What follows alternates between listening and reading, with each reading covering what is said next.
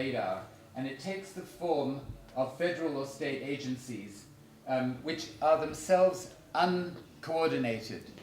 Agencies like DARPA, the Defense Advanced Research Project Agency, or the National Institutes of Health, or the National, what is it called, the National Bureau of Standards and Technology, something like that. The whole lot of agencies have had their own industrial policies that are not coordinated in one central place. So this is very different from East Asian industrial policy, where there were central coordination bodies, like in Japan, the famous MITI, the Ministry of International Trade and Industry, was the sort of coordinating body in Japan. The US hasn't had anything like that.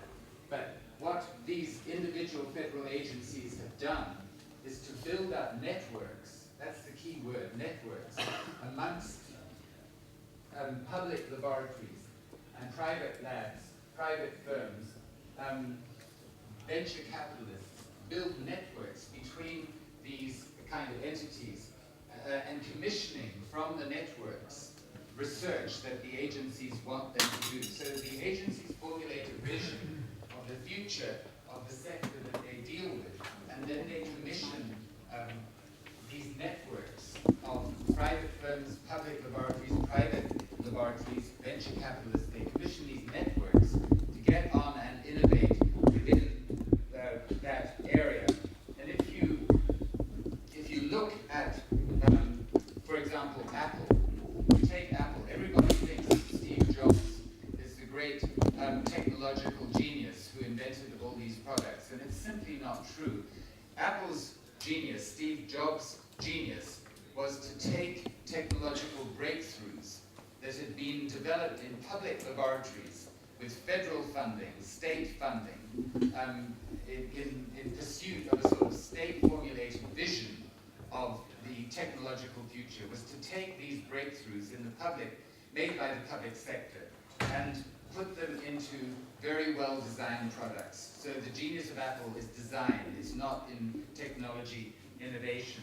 So things like liquid crystal displays, hard drives, microprocessors, memory chips, and lithium-ion batteries, and a whole lot, and the algorithms that Apple has used, all these were invented in public laboratories. One of the great flaws of American industrial policy is that the public agencies, the public labs, have given these things to the private sector without getting any revenue back. That's the fundamental problem. So Apple has got very, very rich and benefited all of us without paying for the kind of innovations from the public sector that it has got rich on the back of. And that means that the funding for the public laboratory, the funding for these public innovations, is constantly squeezed because the state is not getting back a return. And that would be an obvious thing for the US state to do.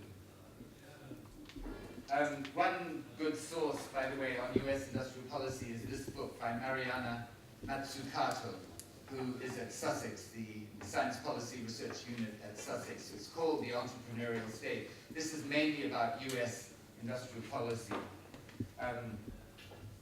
So my basic point is that even in the US, which most people say the US does not have an industrial policy, if you look closely, you can see that the state, or rather these decentralized agencies of the state, have taken quite strong entrepreneurial roles in a way which complements the entrepreneurial activity of the private sector rather than crowds out the public sector.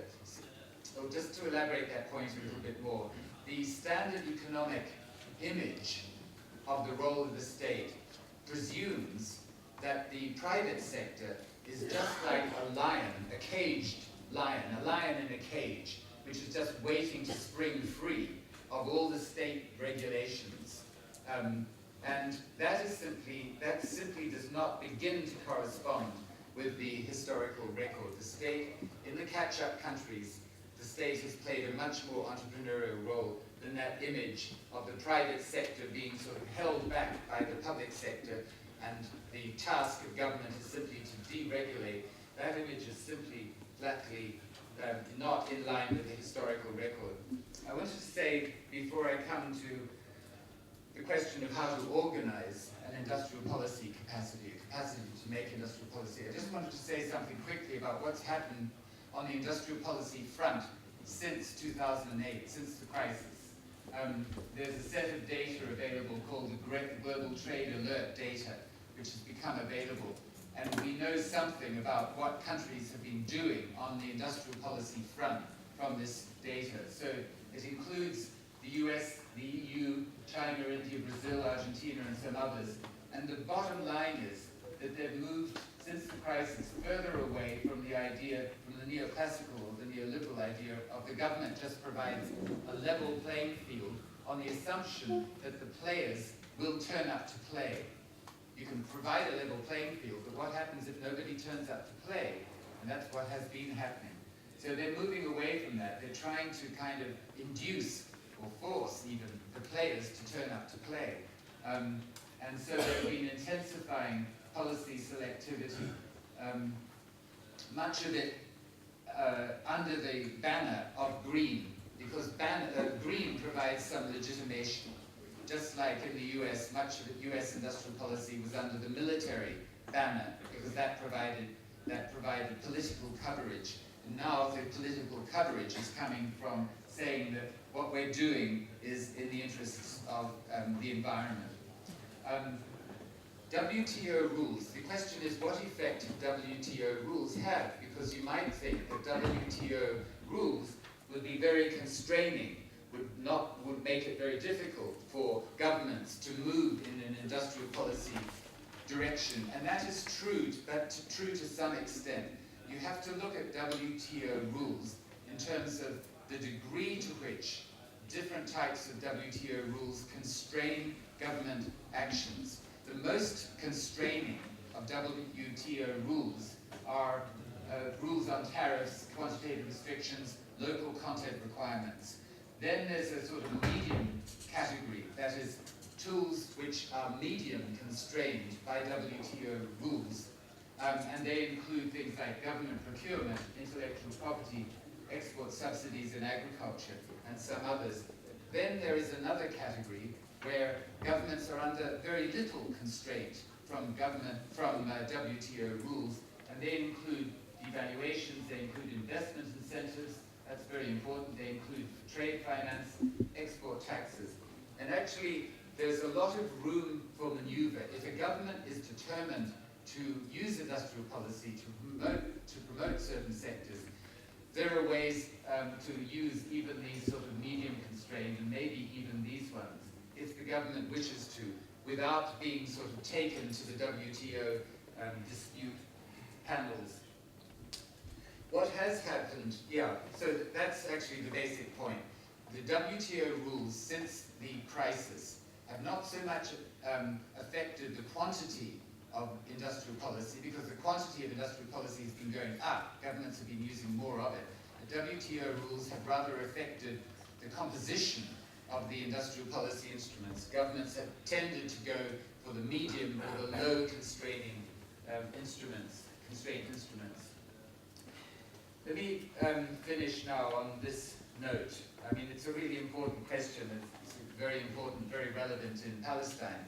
The question is how to organize a governance capacity for industrial policy in middle-income countries. So I'm not talking specifically of Palestine, I'm talking of middle-income countries generally, where, at least in the sort of popular image, the public agencies in middle-income countries are commonly used as sources of patronage and sinecures. They allocate goods and services personalistically. And so if you set up an industrial policy agency to work in line with these principles, it's rather unlikely, that the agency will be effective in promoting national industry. And so the broad point is that in middle-income countries, industrial policy agencies commonly operate, or would operate if the agencies existed, in an environment which is rather hostile for effectiveness. However, if you look around the world, you can see in various countries what have been called pockets of excellence, or islands of excellence, or pockets of effectiveness.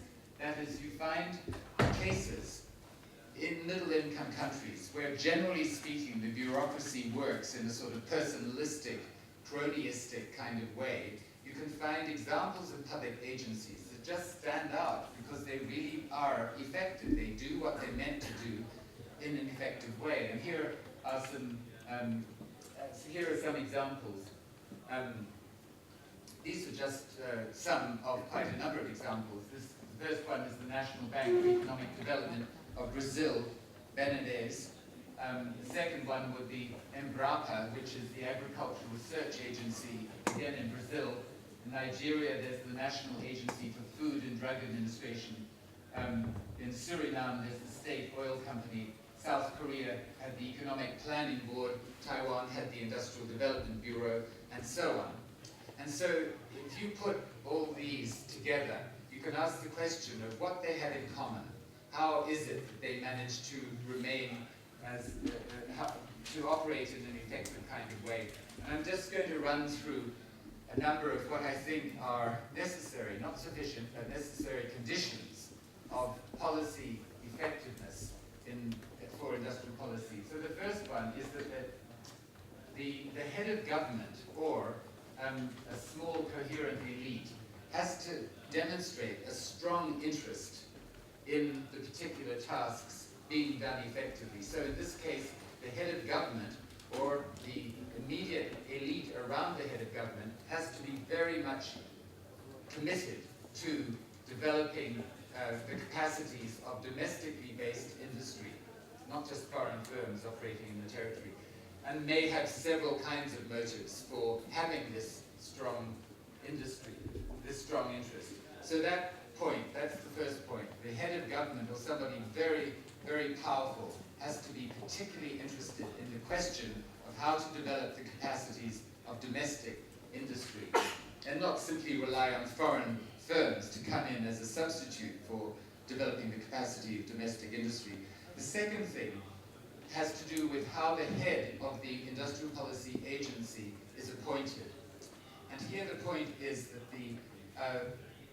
the criteria for appointment have to break with the kind of standard criteria which, if you take my general characterization, which are personalistic or cronyistic, they have to break with that, even against quite a lot of opposition.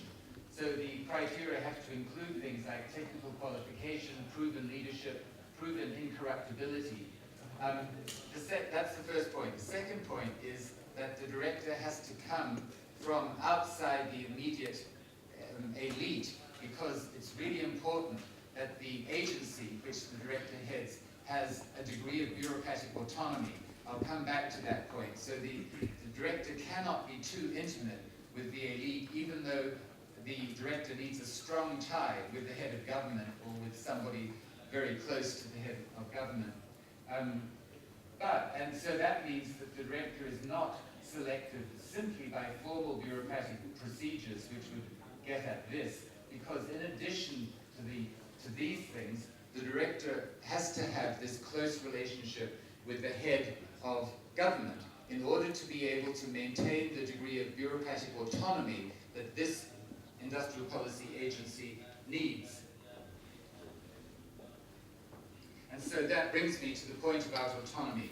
Bureaucratic autonomy is necessary because the agency will conflict with politicians, and it will especially conflict with firms that have been getting trade protection and which wish to continue the trade protection even though they're not meeting the quality, the performance standards associated with the trade protection. Firms will lobby very hard to keep their trade protection, and the agency has to have enough autonomy to withdraw the trade protection and also subsidies and so on if they're not performing. And there is here a paradox, because we think of autonomy meaning simply separate, not interacting with. But in this case, autonomy is achieved by precisely the opposite.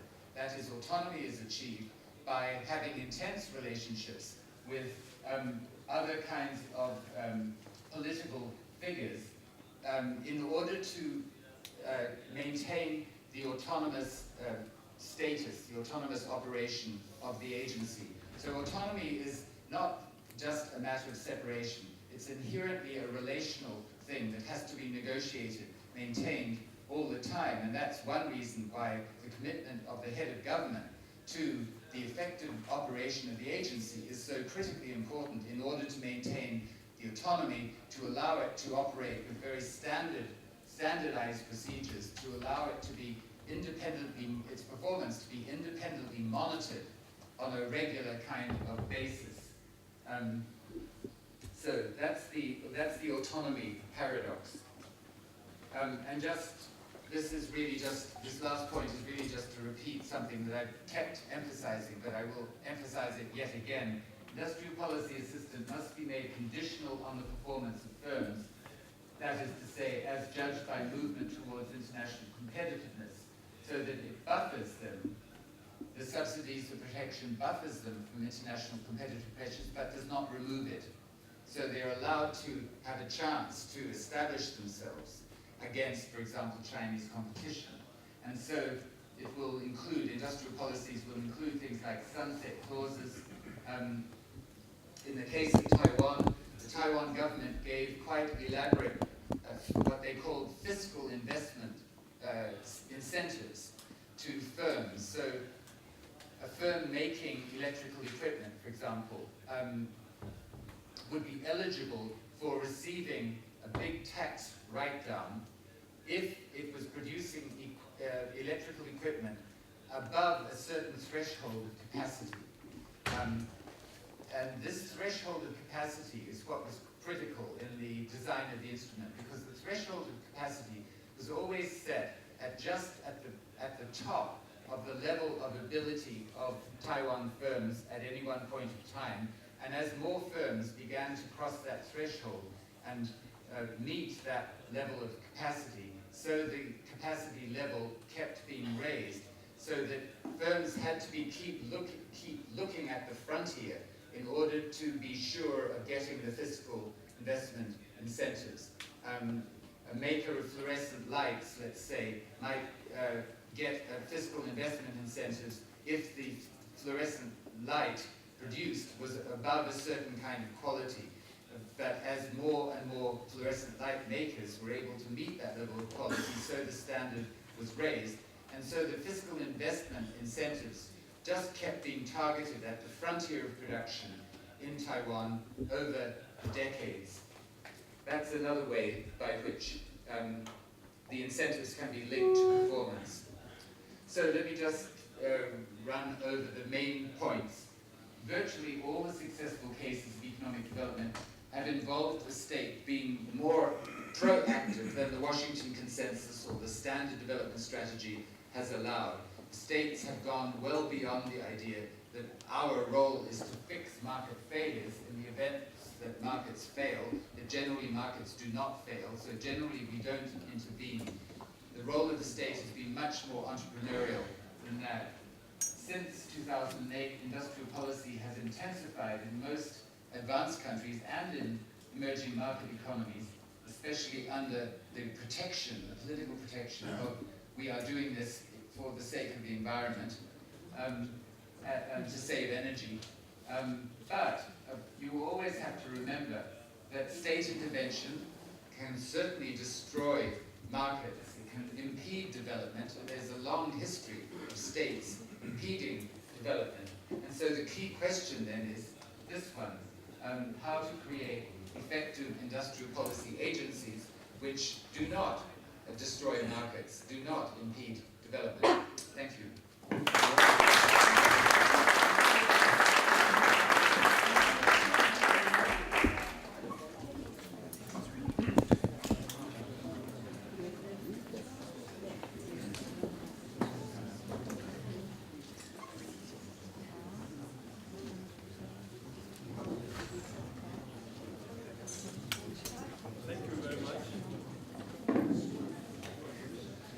Thank you very much.